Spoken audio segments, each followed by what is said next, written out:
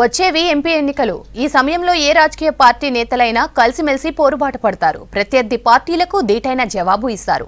ఒకరి మీటింగ్కు మరొకరు మద్దతు తెలుపుతారు. కానీ బీఆర్ఎస్ లో మాత్రం ఎవరి దారి వారే పడుతున్నారు.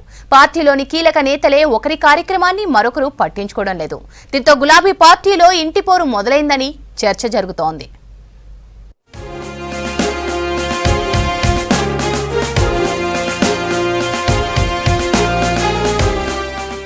బీఆర్ఎస్ లో ఇంటి పోరు మొదలైంది.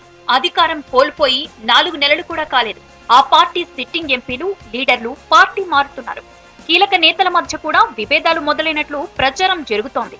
ఎల్ఆర్ఎస్ కి వ్యతిరేకంగా రాష్ట్ర వ్యాప్తంగా ధర్నాలు, నిరసనలకు పిలుపునిచ్చారు పార్టీ వర్కింగ్ ప్రెసిడెంట్ కేటీఆర్. అయితే ఈ పిలుపును ఎమ్మెల్సీ కవిత లైట్ తీసుకున్నారు.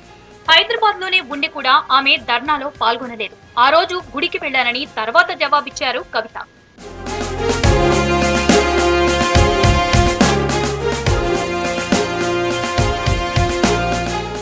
జీవో 3 వల్ల ప్రభుత్వ ఉద్యోగాల భర్తీలో మహిళలకు అన్యాయం జరుగుతోందని, ఆ జీవోని వెంటనే రద్దు చేయాలని భారత జాగృతి ఆధ్వర్యంలో హైదరాబాద్ ఇందిరా పార్క్ ధర్నా చౌక్ లో దీక్ష చేశారు ఎమ్మెల్సీ కవిత. అయితే ఈ దీక్షను కేటీఆర్ కూడా లైట్ తీసుకున్నట్లు బీఆర్ఎస్ వర్గాల్లో చర్చ జరుగుతోంది. హైదరాబాద్ లో అందుబాటులోనే ఉన్నా కూడా కేటీఆర్ ఈ దీక్షలో పాల్గొనలేదు.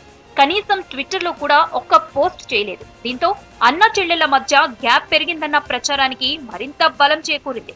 నిజామాబాద్ ఎంపీ సీటు విషయంలోనూ కవితకు చేదు అనుభవమే ఎదురైనట్లు ప్రచారం నడుస్తోంది.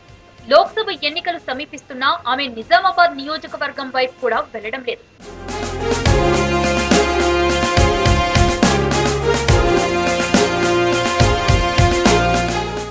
ఇక కేసీఆర్ నిర్వహిస్తున్న లోక్సభ ఎన్నికల ప్రిపరేషన్ లో చురుగ్గా పాల్గొంటున్నారు హరీష్ రావు.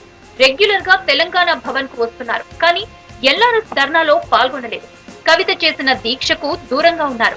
హరీష్ రావు బీఆర్ఎస్ వీడి బీజేపీలోకి వెళ్తారని కాంగ్రెస్ నేతలు ఆరోపణలు చేస్తున్నారు. వీటికి తోడు ఎల్ఆర్ఎస్ జీవో 3 కార్యక్రమాలకు ఆయన దూరంగా ఉండటం అనుమానాలకు తావిస్తుందని పార్టీ లీడర్లు గుసగుసలాడుకుంటున్నారు.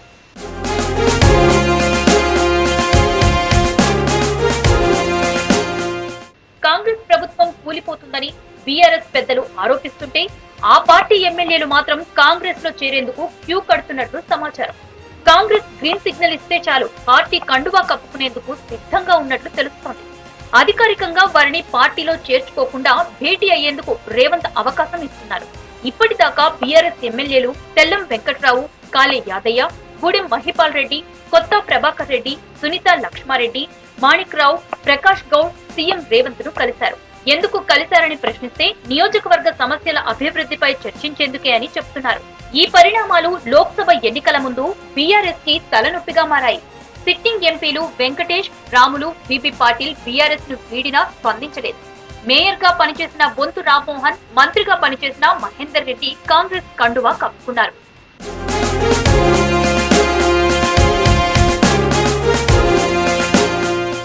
చాలా మంది కాంగ్రెస్ లో చేరేందుకు క్యూలో ఉన్నట్లు సమాచారం.